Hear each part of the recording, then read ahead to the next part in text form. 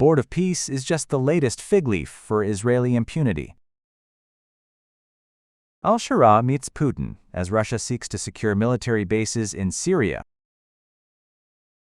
Al-Shara meets Putin as Russia seeks to secure military bases in Syria. South Korea's ex-First Lady jailed for 20 months for corruption.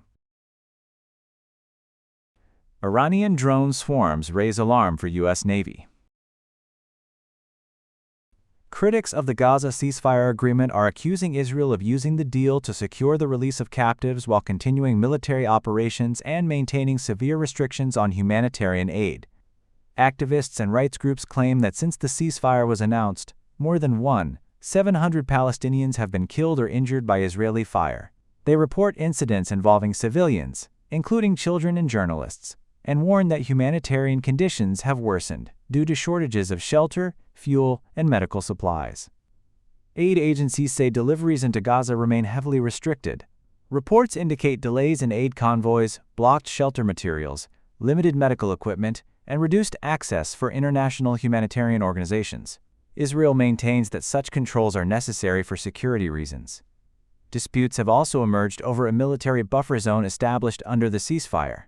Palestinian residents say shifting access rules have prevented them from returning to homes or retrieving belongings. Israeli officials say the measures are in place to prevent security threats.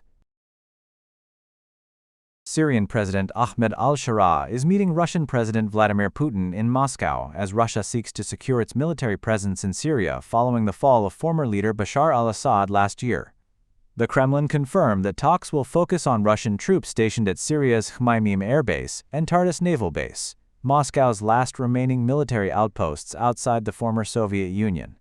Earlier this week, Russia withdrew forces from a base in northeast Syria, leaving only these two Mediterranean installations.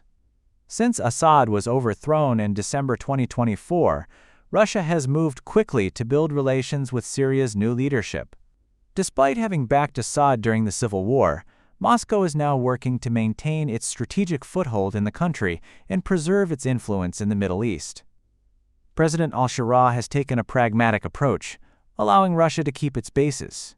However, a key point of tension remains Russia's decision to grant asylum to Assad and his wife, who fled to Moscow.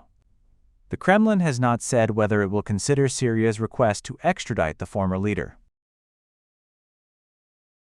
Turkey's foreign minister has urged the United States to settle its disputes with Iran step by step, rather than through one sweeping agreement, warning that a broad deal could humiliate Iranian leaders and derail diplomacy. Speaking to Al Jazeera, Foreign Minister Hakan Fidan said Ankara opposes any foreign military action against Iran, calling it wrong to start another war. He advised Washington to handle issues with Tehran one at a time, beginning with Iran's nuclear program, instead of combining all demands into a single package. Fidan said forcing multiple disputes into one large deal would be difficult for Iranian officials to accept and could appear politically humiliating. He added that Iran is ready for talks on its nuclear program. His comments come as President Donald Trump increases pressure on Tehran. Trump recently said a U.S. naval armada is positioned near Iran, while warning against renewed nuclear activity or further violence against protesters. A South Korean court has sentenced former First Lady Kim Ki-yeon-hee to 20 months in prison on corruption charges, while acquitting her of stock manipulation and several other accusations. The 53-year-old has long been at the center of controversy during her husband Yoon Suk-yeol's presidency. Both are now in custody. Yoon for his role in last year's failed declaration of martial law, and Kim for corruption-related offenses. Prosecutors accused Kim of receiving expensive gifts and bribes from business figures and the leader of the Unification Church, including luxury handbags and jewelry. She was also accused of election interference and stock market manipulation.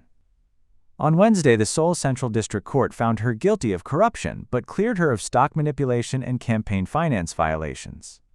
Kim attended the hearing dressed in black as the verdict was delivered.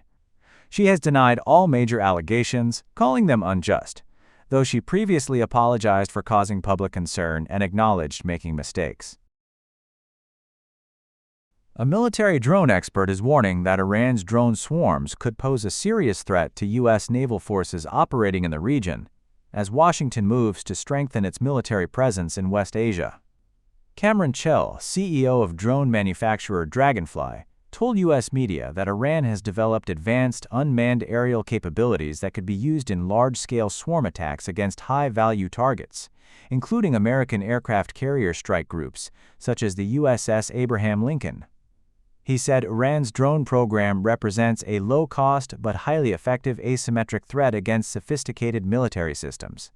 According to Chell, if Iran launches hundreds of drones in a short time, some could penetrate existing defense systems, which were not originally designed to handle saturation attacks. He added that U.S. surface vessels operating near Iran are large, slow-moving, and easily tracked by radar, making them potential targets.